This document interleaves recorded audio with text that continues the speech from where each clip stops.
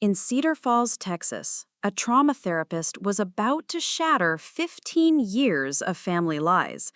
What started as checking social media took a shocking turn when she discovered her entire family celebrating her father's 70th birthday without her. Dr. Natalie Rodriguez wasn't your typical excluded daughter. For 15 years, she had carried a devastating secret about why Thomas really left, protecting the family that treated her like a ghost. When she saw them all together, laughing with the man who abandoned them, she finally snapped. What began as professional silence would become a social media confession that destroyed everything. Before we jump back in, tell us where you're tuning in from, and if this story touches you, make sure you're subscribed, because tomorrow I've saved something extra special for you. The notification chimed at 8:47 p.m., just as Natalie Rodriguez was closing her notes from the day's final therapy session. Her phone lay face down on the desk beside her laptop, where she'd placed it hours earlier to avoid distractions while helping Mrs. Chen process her anxiety about family expectations. The irony wasn't lost on her. She spent 40 hours a week helping others navigate family trauma, while carefully avoiding her own.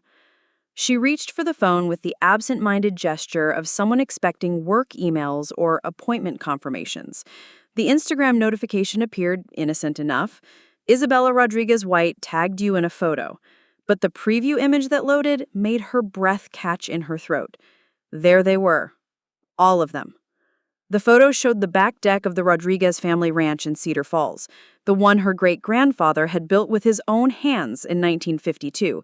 String lights cast a warm glow over faces she hadn't seen together in over 3 years. Antonio stood behind the outdoor dining table, his lawyer's smile firmly in place, as he raised a beer bottle toward the camera. Isabella, radiant in the golden hour light, had her arm around their mother Carmen, who wore the martyred but dignified expression she'd perfected over the past 15 years. Gabriel, her twin, her other half, sat at the edge of the frame, his face turned partially away from the camera, and that way he'd always done when uncomfortable. And there, at the head of the table like some returning king, sat Thomas Rodriguez, their father, the man who'd walked out on his family when Natalie was 13, wearing a navy button-down that probably cost more than most people's rent. Beside him, Michael Torres smiled with the easy confidence of someone who belonged, his hand resting casually on Thomas's shoulder. The caption read, "Celebrating Dad's 70th with the whole family. So grateful we could all be together. #blessed, #family, #70th birthday." Natalie stared at the words until they blurred. The whole family. Her chest tightened as she scrolled through the comments. Neighbors from Cedar Falls offering birthday wishes. Former family friends expressing how wonderful it was to see everyone together again. Cousins she hadn't spoken to in years sharing heart emojis and memories of Thomas from before. Before. The word hung in her mind like a challenge. Before what, exactly? Before he left? Before the divorce? Or before that night 15 years ago when she'd walked into his study looking for help with algebra homework and found him with his hands buried in Jessica Campbell's hair, Antonio's girlfriend, pressed against the mahogany desk where he'd once helped Natalie build a volcano for her science fair project. That memory always came back the same way, in fragments that felt too sharp, too real. The desk lamp casting harsh shadows, Jessica's startled gasp when the door opened, the way Thomas's face had gone white, then red, then something close to desperate as he tried to explain, to minimize, to make 13-year-old Natalie promise to keep their secret. Natalie, sweetheart, it's complicated. Adults sometimes make mistakes, but it hadn't been a mistake. She'd learned that 2 weeks later when she overheard her mother on the phone, her voice cold and calculating. "You'll stay, Thomas, and you'll play the loving husband and father, or I'll make sure everyone in Cedar Falls knows exactly what kind of man you really are. Your business partners, your golf buddies, the church, everyone." The blackmail had worked for almost a year. Thomas had stayed, growing more distant and hollow with each passing month, while Carmen had wielded her knowledge like a weapon, making increasingly impossible demands. Family dinners became performances, affection became currency, and Natalie had watched it all, carrying the weight of understanding why her father looked like a trapped animal and why her mother smiled with such bitter satisfaction. When Thomas finally left, Carmen had crafted the narrative with surgical precision. He was selfish, he was having a midlife crisis, he'd abandoned his family for his own comfort, leaving his devoted wife to raise 4 children alone. The town had rallied around Carmen, bringing casseroles and condolences, offering support to the wronged woman who held her head high despite her husband's cruel abandonment. And Natalie had been labeled difficult, angry, the one who couldn't forgive, who stirred up trouble whenever the family tried to heal. When she'd attempted to suggest that maybe, just maybe, there was more to the story, Carmen had looked at her with those eyes that could cut glass and said, "Sometimes, mija, the truth is too complicated for children to understand." She'd been protecting them, all of them, even Thomas, in her way, by never revealing what she'd witnessed. Even Carmen, by not exposing her manipulation. Even Antonio, by not telling him that his girlfriend had betrayed him with his own father. She'd carried their secret like a stone in her chest, watching her family rebuild their lives on a foundation of lies while she became the convenient scapegoat for all their unresolved anger. Now she stared at this photo, this celebration of family unity, and realized that 15 years of silence had earned her exactly nothing. She hadn't even been invited to her own father's birthday party. Her hands moved without conscious thought, scrolling through her contacts until she reached Gabriel's number. Her twin would understand. Gabriel had always been the only one who seemed to see through the family's careful performances. She'd explain about the post, about feeling excluded, and The call went straight to voicemail. "Hey, this is Gabriel. Can't get to the phone right now, but leave a message and I'll call you back." Of course he couldn't get to the phone. He was at the party she wasn't invited to. The family celebration that had managed to reunite everyone except her. Natalie set the phone down and stared at her reflection in the darkened window of her Austin office. At 28, she'd built a life she was proud of. A successful therapy practice, a modest but comfortable apartment, a handful of genuine friendships. She'd worked hard to create distance from the chaos of her childhood, to build something stable and honest. But sitting here, looking at this photo of her family's carefully orchestrated happiness, she felt 13 again. Powerless, invisible, the keeper of secrets that had poisoned her relationships for 15 years. Her phone buzzed with another notification. Someone had liked Isabella's post. Then another like, and another. Soon, half of Cedar Falls would see this image of Rodriguez family bliss, commenting on how wonderful it was that they had all come together, how proud Thomas must be of his children, how blessed Carmen was to have her family reunited. The narrative would continue, as it always had.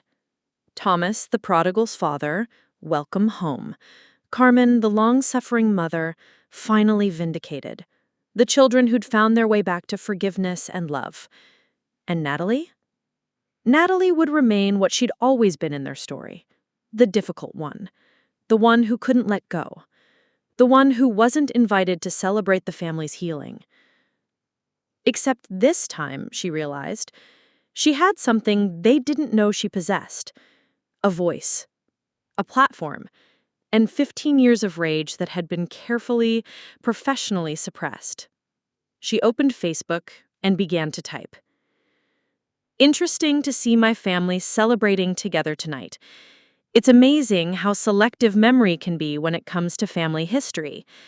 Sometimes the person who's excluded from the celebration is the one who's been protecting everyone else from the truth.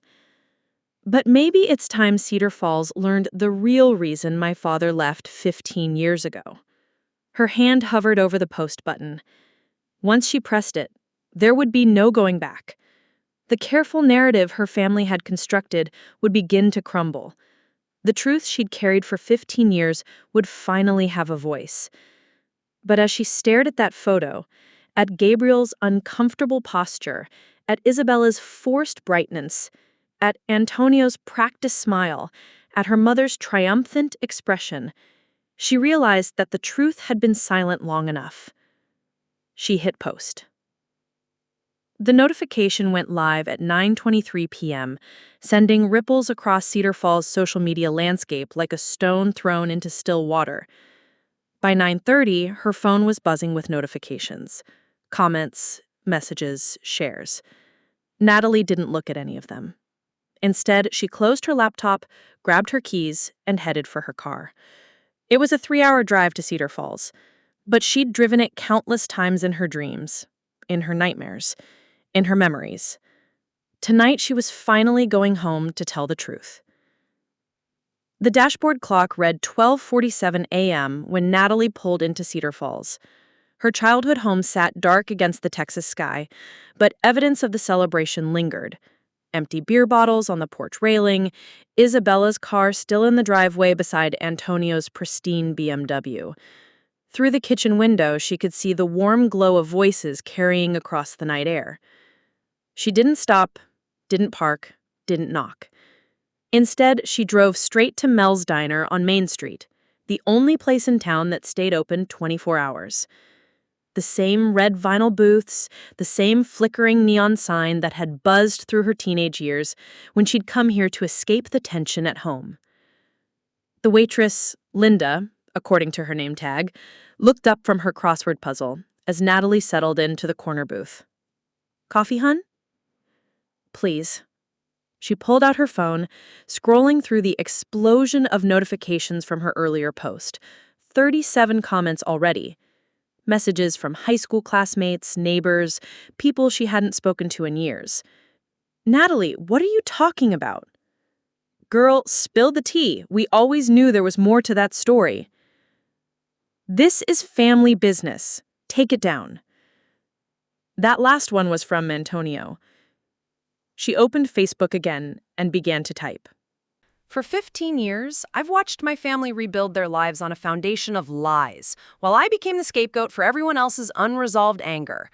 Tonight, seeing them all together, celebrating without me, I realize that protecting people who don't deserve protection has cost me everything I thought I was saving. Some secrets are kept to protect others. Some are kept to protect the truth. It's time Cedar Falls knew which kind I've been carrying." Her finger moved to post, just as the diner's bell chimed. Gabriel stepped through the door, his dark hair mussed, still wearing the same button-down from the party photo. His eyes found hers immediately. Twin intuition, their mother used to call it, back when she still claimed them both.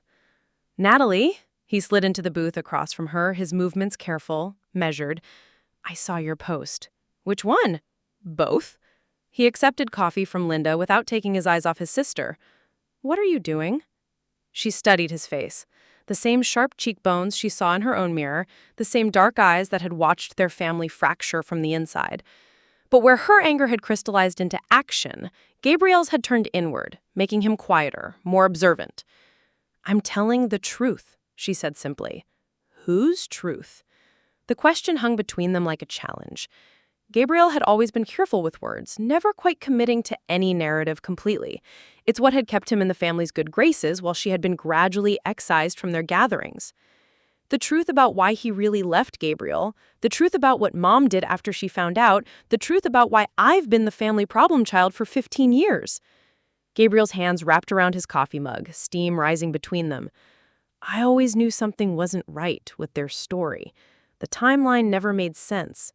The way Mom talked about Dad, but then the way she'd get this look when she thought no one was watching. What look? Satisfaction, like she'd won something. Natalie felt something tight in her chest loosen slightly. You saw it too.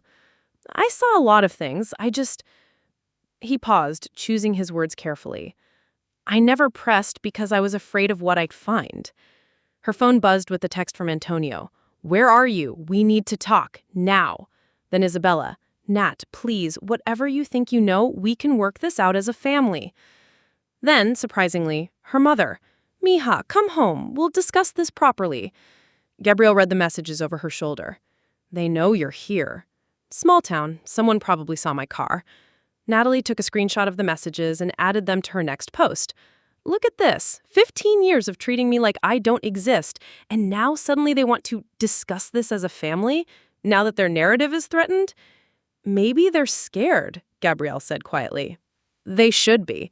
Natalie hit post on her latest update, watching as the engagement numbers climbed immediately. Cedar Falls had always loved drama, and the Rodriguez family had just provided the most interesting gossip in years. Gabrielle reached across the table, covering her hand with his. I'm not saying you're wrong. I'm not saying they don't deserve whatever's coming. I'm just asking, are you ready for what happens next? Because once you cross this line, there's no going back. Through the diner's window, headlights swept across the parking lot. Antonio's BMW, followed by Isabella's Prius, watched their siblings emerge, their faces grave in the harsh fluorescent light of the parking lot. She looked back at Gabrielle, seeing her own determination reflected in his eyes. The line was crossed 15 years ago, when they decided I was acceptable collateral damage for their comfortable lies. The diner bell chimed again. As Antonio and Isabella entered, their faces a mixture of anger, confusion, and something that looked almost like fear. We need to talk, Antonio said, his lawyer voice carefully controlled. Natalie smiled, feeling something dangerous and liberating unfurl in her chest. Yes, she agreed. We do.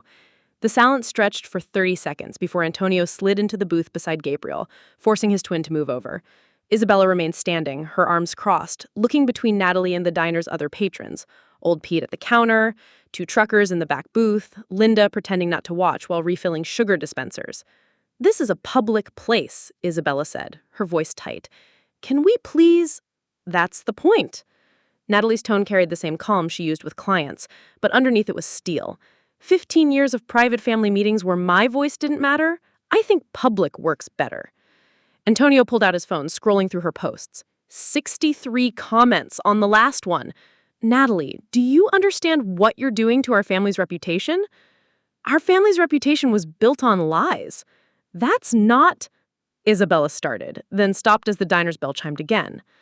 Thomas Rodriguez entered, with Michael at his side, his face drawn in the fluorescent lighting. He'd changed from his party clothes into jeans and a faded UT sweatshirt that made him look older, more vulnerable. His eyes found Natalie immediately, and I saw something I'd never expected. Fear. Dad! Antonio stood, relief flooding his voice. Maybe you can... Sit down, Antonio. Thomas's voice carried quiet authority. He approached their booth slowly, like someone approaching a wounded animal. Natalie. Thomas. She refused to call him Dad. Not here, not now. Michael hung back near the door, clearly uncomfortable but unwilling to leave Thomas alone. Smart man, Natalie thought. He's probably starting to realize there's more to his partner's family drama than divorce and teenage rebellion. I got your posts, Thomas said, still standing. We should talk. We are talking. Privately. No. Natalie pulled out her phone and opened the camera. Everything's public now. Say hello to Cedar Falls, Dad. She snapped a photo of all of them. Antonio's panicked expression, Isabella's confused hurt, Gabriel's protective posture beside her, Thomas's guilt-ridden face, Michael's bewilderment in the background. Then she typed, "Family reunion at Mel's Diner." Amazing how quickly people want to talk when their carefully constructed narratives start crumbling. Don't worry, Cedar Falls. Tomorrow I tell you exactly what I witnessed 15 years ago, what Thomas did, what Mom did after she found out, and why I've been carrying everyone else's shame ever since. Don't, Thomas said quietly as her finger moved toward the post button. Please, give me one reason why I should protect you anymore. Because... He looked around the diner, at the faces pretending not to listen, at Michael's confusion, at his other children's desperate expressions, because once you say it, you can't take it back. Natalie met his eyes, seeing the man who'd once helped her with algebra homework, who'd taught her to ride a bike, who'd been her hero before she learned that heroes could fall so completely. You should have thought of that 15 years ago. She hit post. The notification went live at 1:23 a.m., and Cedar Falls held its breath for the revelation that would shatter everything they thought they knew about the Rodriguez family. Natalie was unlocking her motel room door at 2:15 a.m. when she heard the footsteps behind her. She turned to find Carmen Rodriguez emerging from the shadows between the ice machine and vending area, still wearing the cream-colored dress from the party, but with a cardigan thrown over her shoulders against the Texas night chill. "Mija." Carmen's voice carried the weight of 15 years of practiced martyrdom. "We need to talk." "No, we don't." Natalie pushed open the door, but didn't invite her mother inside. Carmen stepped forward, and under the motel's harsh lights, Natalie noticed the careful makeup failing to mask the lines around her mother's eyes and the slight tremor in her hands as she clutched her purse. "Please, just 5 minutes," Carmen pleaded. Against her better judgment, Natalie moved aside. Carmen walked into the bare room and immediately slipped into the familiar act Natalie remembered from her childhood. The hurt mother, the misunderstood victim of life's cruelty. She sank onto the bed, pulling a tissue from her purse and dabbing her eyes. "I know you're angry, at me, at all of us, but tearing this family apart won't heal your pain." "Our family fell apart 15 years ago, Mom. I'm just done pretending otherwise." "Your father left us. He abandoned his children for his own selfish—" "Stop." Natalie's voice cut clean through the script. "I know what he did, but I also know what you did afterward." Carmen's hands stilled mid-motion. For a brief moment, her mask slipped, revealing something calculating in her eyes, before she returned to the wounded expression. "I don't know what you think you know, but I know you found out about Jessica Campbell 2 weeks after I caught them together. I know you used it to control him, blackmailing him into staying. I know you threatened to destroy his business, his reputation, everything. You turned his mistake into your weapon." Carmen shot to her feet, the grieving mother act shattering. "He cheated, Natalie. He betrayed us. I had every right to— What? To punish him for a year? To force him to fake affection while you kept that threat over his head? To make our home a prison? He deserved— And Antonio? Did he deserve to lose Jessica without knowing why she pulled away? What about Isabella, watching her father fade into a shell of himself? What about Gabriel and me, growing up in a war zone? You were children. You couldn't understand adult relationships, the sacrifices I made to keep this family together. You didn't hold anything together. You just made sure everyone suffered equally. I was protecting. You were controlling. There's a difference." Natalie's phone buzzed with another notification, but she ignored it. "And when he finally broke and left, you made sure everyone blamed him. Poor Carmen, abandoned by her selfish husband. Poor Carmen, left to raise 4 kids alone. You turned his mistake into your triumph." Carmen's face hardened, her voice sharp. "If you breathe a word of this to anyone, you'll regret it. Your siblings will hate you. The whole town will think you're just a bitter daughter looking for attention. Maybe, but at least they'll know the truth." "The truth?" Carmen laughed bitterly. "The truth is that your father was weak, and I was strong enough to hold this family together when he couldn't. The truth is that you've always been just like him, selfish, dramatic, incapable of thinking about anyone but yourself." Natalie stared at her mother, seeing clearly for the first time the woman who had shaped her entire childhood, who had made her feel crazy for questioning the family narrative, who had sacrificed everyone else's peace for her own need to control. "Get out," Natalie said quietly. Carmen clutched her purse tighter. "If you do this, Mija, you'll have no family left. No one will forgive you for this betrayal." "Then I guess I'll finally know who my real family is." Carmen's face hardened into the expression Natalie remembered from every childhood confrontation where she'd dared to question the family's version of events. "You'll regret this." "The only thing I regret is waiting 15 years to say it." After Carmen left, Natalie sat on the motel bed and began typing the post that would change everything. At 3:33 a.m., Natalie Rodriguez began typing the words that would destroy her family's carefully constructed mythology. Cedar Falls, it's time you knew the truth about the Rodriguez family. 15 years ago, when I was 13, I walked into my father's study to ask for help with algebra homework. Instead, I found him with Jessica Campbell, my brother Antonio's girlfriend, pressed against his desk. She paused, her fingers trembling slightly over the phone screen. Once she posted this, there would be no taking it back. But Carmen's threats still echoed in her mind, the same manipulative tactics that had kept her silent for 15 years. That was devastating enough for a 13-year-old to witness, but what came next was worse. 2 weeks later, I overheard my mother on the phone, her voice cold and calculating. "You'll stay, Thomas, and you'll play the loving husband and father, or I'll make sure everyone in Cedar Falls knows exactly what kind of man you really are." The motel room felt suffocating. Natalie stood and moved to the window, looking out at the sleeping town that had shaped her childhood, that had unknowingly participated in her family's deception. For almost a year, I watched my mother use my father's mistake as a weapon. Family dinners became performances. Affection became currency. Dad grew hollow and distant, while Mom smiled with bitter satisfaction knowing she held all the power. When he finally left, and yes, he left, he didn't abandon us. It was escape from an emotionally abusive marriage where his own mistake had become his prison. Her phone was already buzzing with notifications, but she ignored them and kept typing. But here's where it gets truly ugly. After Dad left, Mom crafted the perfect victim narrative. Poor Carmen, abandoned by her selfish husband. The town rallied around her, bringing casseroles and condolences.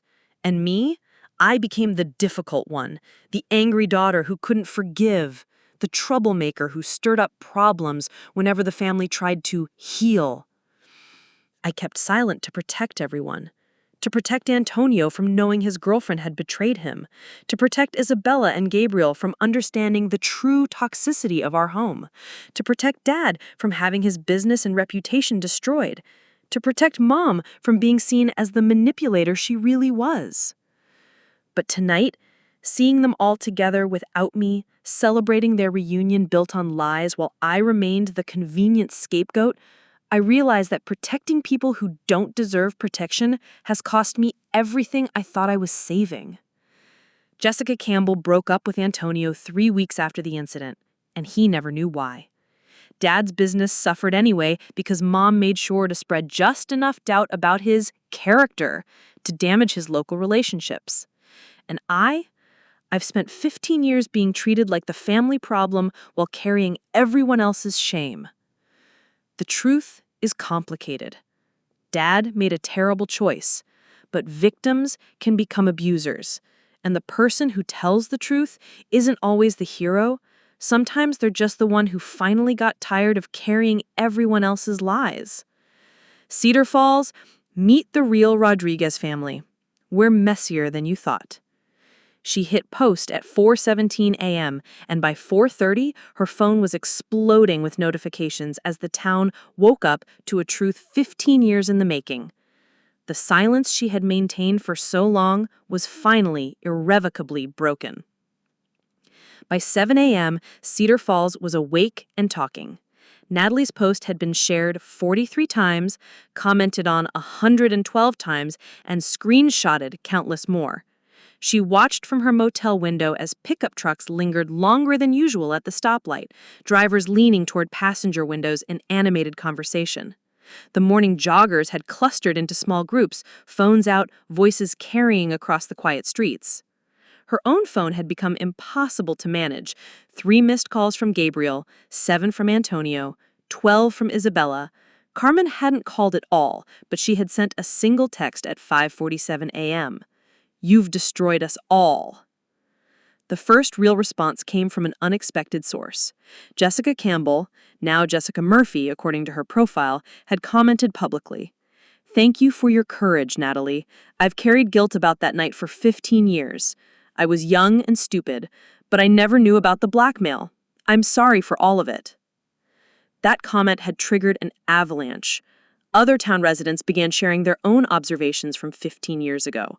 Marlene Henderson, who'd worked at Thomas's insurance office, I always wondered why he seemed so miserable that last year. He was like a different person. Frank Gutierrez from the hardware store said Carmen used to come in asking pointed questions about Thomas's business dealings, like she was fishing for ammunition. Even Pastor Williams from First Baptist weighed in. Sometimes the truth hurts more than silence, but healing can't begin without honesty. But not everyone was supportive. Several comments condemned Natalie for airing family business publicly, for destroying her mother's reputation, for being vindictive and cruel. The divide was sharp and immediate. Those who'd always sensed something was off about the Rodriguez family narrative, and those who felt betrayed by the destruction of their comfortable assumptions. At 8:15 a.m., Natalie's phone rang. Gabriel. "Jesus, Natalie." His voice was rough with exhaustion and something else. Relief? "I've been awake all night reading the comments, watching everything explode. Are you angry?" A long pause. "I'm not angry. I don't know what I am, but I keep thinking about that night Jessica broke up with Antonio. I remember him being confused, hurt. He kept saying he wouldn't give him a reason, that she just said she couldn't see him anymore. I wanted to tell him. I wanted to tell all of you." "I know, and I think part of me knew you were carrying something big. The way you'd get this look sometimes, like you were seeing something the rest of us were missing." Through her window, Natalie watched a news van from the Austin station pull into the motel parking lot. Small-town family drama had apparently reached the threshold for regional interest. "Gabriel, there's a news crew here." "Don't talk to them, not yet. Give everyone time to process this first." But as she watched, another van pulled up, this one from San Antonio. Then a third vehicle, a sedan with press plates. Her phone buzzed with a text from Antonio. "News crews are at Mom's house, at Dad's place too. This is spiraling out of control." Then Isabella. "I can't believe you've done this to us. To Mom. She's locked herself in her room and won't come out." Then, surprisingly, Sarah. "Isabella is devastated, but I think you did the right thing. Some truths need to be told." Natalie's post had done more than reveal family secrets. It had held up a mirror to an entire community's assumptions about family, loyalty, and truth. The comfortable narrative about the Rodriguez family had provided Cedar Falls with a simple story. Good wife wronged by selfish husband, children caught in the middle, eventual healing and forgiveness. Now they had to grapple with something messier. Victim and abuser weren't always clearly defined roles. Good people could make terrible choices. Protection could become manipulation. And sometimes the person everyone called difficult was actually the only one telling the truth. As the morning sun climbed higher over Cedar Falls, casting long shadows across the town square, Natalie realized she'd given her community the same choice she'd been wrestling with for 15 years: the comfort of simple lies or the complicated weight of messy truth. The early returns suggested the town, like her family, was split right down the middle. By noon, the battle lines were drawn across social media and coffee shop conversations throughout Cedar Falls. Gabriel was the first family member to break ranks publicly, posting a lengthy Facebook status at 11:47 a.m. "My sister Natalie has always been the truth teller in our family, even when it made her unpopular. Yesterday, I sat at a birthday party laughing and taking photos while she sat alone in Austin, excluded from our family celebration. I've watched her be labeled as difficult, angry, unforgiving for 15 years. Now I understand why. She was carrying all of our secrets while we got to live comfortable lives. I'm proud of her courage, and I'm ashamed it took me this long to stand with her." His post garnered immediate attention, supportive comments from friends who'd always liked Gabriel's quiet honesty, but also harsh criticism from those who felt he was betraying his mother. Carmen, meanwhile, had launched her own social media campaign from behind her locked bedroom door.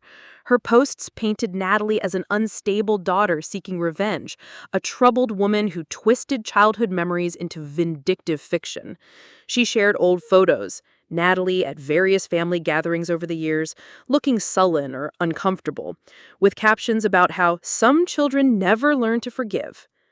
But Carmen's strategy backfired spectacularly. The very photos she'd meant to use as evidence of Natalie's difficult nature instead showed a young woman who looked isolated and uncomfortable at her own family gatherings. Comments began pouring in from townspeople who remembered those events, noting how Natalie had always seemed like an outsider at her own family functions. Antonio's response was more measured but revealed his internal struggle. He posted nothing publicly but sent Natalie a private message. I need time to process this. Learning that she and Dad, it explains things I never understood. But Mom is falling apart, and I don't know how to handle any of this. Isabella's reaction was the most volatile. She alternated between defending her mother and lashing out at Natalie, her posts becoming increasingly erratic as the day wore on. Sarah finally stepped in, commenting on one of Isabella's more inflammatory posts. Bella, maybe we should talk before you say something you'll regret. Truth doesn't stop being true just because it's inconvenient. That comment sparked its own controversy, with several people questioning whether Sarah, as an outsider who'd married into the family, had any right to comment on Rodriguez family business. Sarah responded with her own post. I've been part of this family for 3 years, and I've watched how Natalie gets treated versus everyone else. I've seen the family dynamics, the way certain topics are off limits, the way conversations stop when she enters a room. Sometimes it takes an outsider to see what insiders have normalized. Dysfunction can look like loyalty if you're not careful. At Thomas's house across town, a different drama was unfolding. Michael Torres sat at the kitchen table, scrolling through the social media explosion, occasionally glancing at Thomas, who sat silently by the window. 5 years, Michael said finally. 5 years we've been together, and you never told me any of this. I was ashamed. Of what? Having an affair, being blackmailed, or lying to me about why your family treated you like a pariah? Thomas turned from the window, his face aged a decade overnight. All of it. I was ashamed of all of it. The Natalie I'm reading about in these posts, she was 13 when this happened? Yes, and she's been carrying this secret alone for 15 years while her family made her the problem? Thomas nodded, unable to speak. Michael stood, pacing to the counter and back. I need some air. I need to think about all of this. About us. About what else you haven't told me. As Michael left, Thomas pulled out his phone and began typing his own post, the first public statement he'd made about his family in 15 years. His words would either begin the healing process or finish the destruction Natalie had started. The choice, like everything else in this crisis, would reveal who they all really were when the comfortable lies were stripped away. The text from Thomas came at 2:47 p.m. Can you meet me at the ranch? Just you and Gabriel. It's time we talked honestly. Natalie stared at the message, her first direct communication from her father in over 2 years. Gabriel's truck was already pulling into the motel parking lot. They'd been in constant contact since his public support that morning. You sure about this? Gabriel asked as she climbed into the passenger seat. No, but I'm tired of being afraid of conversations with my own father. The Rodriguez family ranch sat on 40 acres outside town, the house her great-grandfather had built still standing solid against the Texas sky. Thomas's truck was parked in the circular drive, but she didn't see Thomas's car anywhere. They found Thomas on the back porch where last night's birthday celebration had taken place. The decorations were gone, chairs stacked neatly, but the string lights still hung overhead like remnants of a different family's happiness. Thank you for coming, Thomas stood as they approached, his movements careful, aged, both of you. Gabriel took a chair across from his father, but Natalie remained standing, her arms crossed. The position felt safer, more in control. I've posted something an hour ago, Thomas said. A statement. I thought you should know before you see it online. What kind of statement? Natalie's voice was cautious. The truth. About what I did. about what your mother did after, about how I failed all of you by running instead of fighting for what was right. He pulled out his phone, scrolling to his Facebook page. I took full responsibility for the affair, but I also told them about the blackmail, about how silence became complicity. Natalie felt something tight in her chest loosen slightly. Why now? Because you were brave enough to tell the truth when I wasn't. Because you've been protecting people who didn't protect you. Thomas's voice broke slightly. Because my 13-year-old daughter showed more courage than I did as a grown man. I'm not 13 anymore, Dad. No, you're not. You're a remarkable woman who deserved better from all of us. He stood, moving to the porch railing. I know I can't undo 15 years of cowardice. I know saying sorry doesn't erase the damage, but I need you to know that leaving was the hardest thing I've ever done, and staying would have destroyed me completely. Gabriel spoke for the first time. Why didn't you fight for us? For custody? For visitation? For anything? Because your mother threatened to destroy not just my business, but any chance I had of rebuilding my life. She said she'd make sure the entire state knew what kind of man I was. And I believed her. I was so ashamed, so broken by what I'd become in that house, that I thought maybe you were all better off without me. We weren't, Gabriel said quietly. We were worse off. The house felt like a mausoleum after you left. Mom was either crying or angry. Antonio tried to be the man of the house. Isabella retreated into art. And Natalie, he looked at his twin. Natalie became the family problem because she was the only one who couldn't pretend everything was normal. A car door slammed in the driveway. Through the front windows, they could see Carmen's sedan, her silhouette marching toward the house with purposeful fury. She knows her here, Thomas said, his face going pale. Good, Natalie replied, surprising herself with the steadiness in her voice. It's time she faced us all together. The front door slammed open, and Carmen's voice carried through the house, sharp and angry. I know you're all back here conspiring against me. This ends now. Thomas straightened, and for the first time in years, Natalie saw something like resolve in his posture. No, Carmen, this ended 15 years ago. We're just finally admitting it. Carmen appeared in the doorway, her face flushed with rage and desperation. How dare you bring our children into this? How dare you poison them against me? Nobody poisoned us, Mom, Gabriel said, his voice calm but firm. We just finally learned the truth. The truth? Carmen's laugh was bitter, unhinged. The truth is that your father destroyed this family, and now you're all turning on me for trying to hold it together.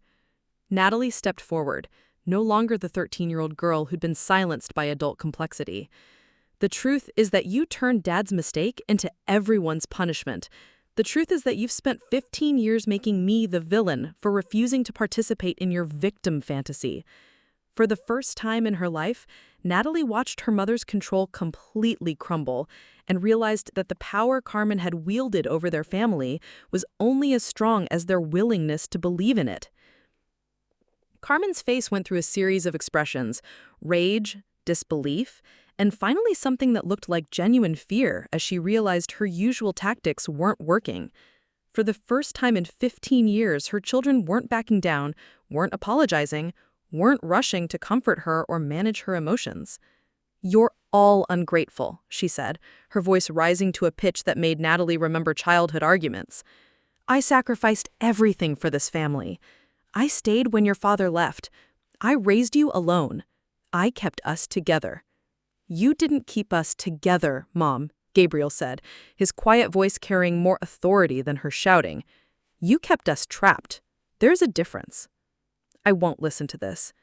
Carmen turned to the door, but Thomas stepped into her path. You're going to listen, he said, and Natalie heard something in his voice she'd never heard before. Not anger, but firm resolve. For once in 15 years, you're going to hear what your choices cost our children. Don't you dare. Natalie has been in therapy for years trying to understand why she felt like an outsider in her own family. Gabriel stopped talking about his feelings entirely because every emotion in our house became ammunition.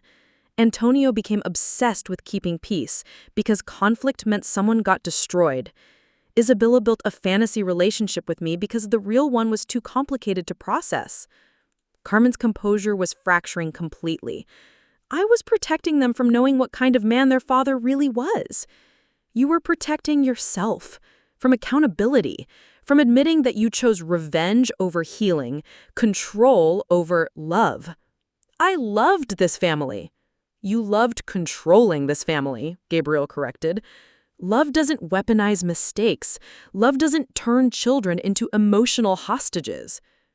Carmen looked between her children and ex-husband, searching for the crack in their unity that she could exploit, the way she'd always managed family conflicts. But there wasn't one. For the first time, they were presenting a united front against her manipulation. "Fine," she said, her voice turning cold and calculated. "If this is how you want it, then you can all live with the consequences. Don't expect me to be part of your lives when you realize what you've thrown away." She stormed out, her heels clicking sharply against the hardwood floors. The front door slammed with enough force to rattle the windows. In the silence that followed, the three of them stood on the porch where so many family gatherings had taken place. Birthdays, graduations, holidays where they'd all performed happiness while carrying the weight of unspoken truths. "Is she right?" Gabriel asked finally. "Are we throwing away our family?" Thomas sat heavily in one of the porch chairs. "We're throwing away the version of our family that was built on lies and manipulation. Whether we can build something honest in its place, that's up to us." Natalie's phone buzzed with a text from Antonio. "Saw Dad's post. Saw the news coverage. Can I come over? We need to talk." Then another from Isabella. "I don't know what to believe anymore. Sarah says I should listen to you, but this is so hard. Everything I thought I knew." "They're struggling," Gabrielle observed, reading over her shoulder. "They should struggle. Learning that your childhood was built on lies should be uncomfortable. The question is whether they're willing to do the work to build something real." 20 minutes later, Antonio's BMW pulled into the driveway, followed by Isabella's Prius. Sarah was in the passenger seat, her presence a quiet show of support for whatever conversation was about to happen. As they walked toward the porch, Natalie could see the weight of the past day in their faces. Antonio's professional composure cracked, Isabella's eyes red from crying, Sarah's careful watchfulness.